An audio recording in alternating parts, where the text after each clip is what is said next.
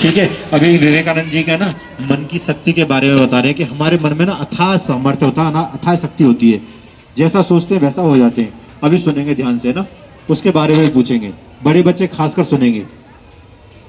अब इस बार ना किसी से पूछेंगे उठा करके ना, मन मर्जी नहीं होगा, टीचर खड़े हुए आपके ना, किसी से पूछेंगे कि मन की शक्ति अनंत है, बस हमें उसे पहचानने और सही दिशा देने की जरूरत है। उनकी पुस्तक कर्मयोग में वे लिखते हैं कि मन के विचारों में इतनी ताकत होती है कि वह पहाड़ों का सीना चीरकर उन्हें अपने सिंहासन में बदल सकता है। जिस इंसान ने मन के सामर्थ्य को जान लिया, उसके उपयोग की कला समझ ली, उसके लिए कुछ भी असंभव नहीं रह जाता।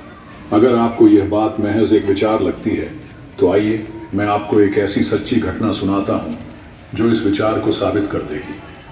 दशरथ माझी एक साधारण इंसान, लेकिन उनके इरादे किसी योद्धा से कम नहीं थे। बिहार के गया जिले के गहलौर गांव में रहने वाले इस शख्स ने वो कर दिखाया जो बड़े बड़े इंजीनियर भी नहीं कर पाए। सिर्फ छेनी और हथौड़ी के सहारे उन्होंने अकेले ही एक विशाल पहाड़ काट कर रास्ता बना दिया। सोचिए, एक आदमी बिना किसी मशीन के 22 साल तक बिना रुके बिना थके उस चट्टान को तोड़ता रहा जिसने उनके गांव को बाकी दुनिया से काट रखा था। यह कोई चमत्कार नहीं, बल्कि मन की शक्ति और अडिग संकल्प का प्रमाण है।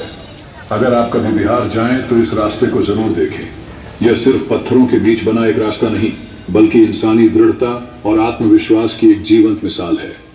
दशरथ माझी ने दुनिया को दिखा दिया कि अगर मन में ठान लिया जाए तो पहाड़ भी झुक सकते हैं।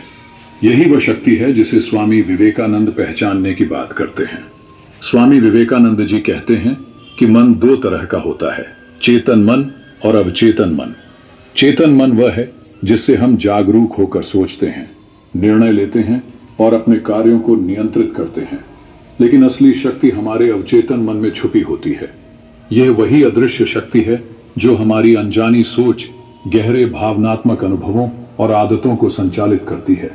जब हम अपने चेतन मन से कोई विचार बार बार दोहराते हैं तो वह अवचेतन मन में समा जाता है और उसे हकीकत में बदलने के लिए कार्य करने लगता है।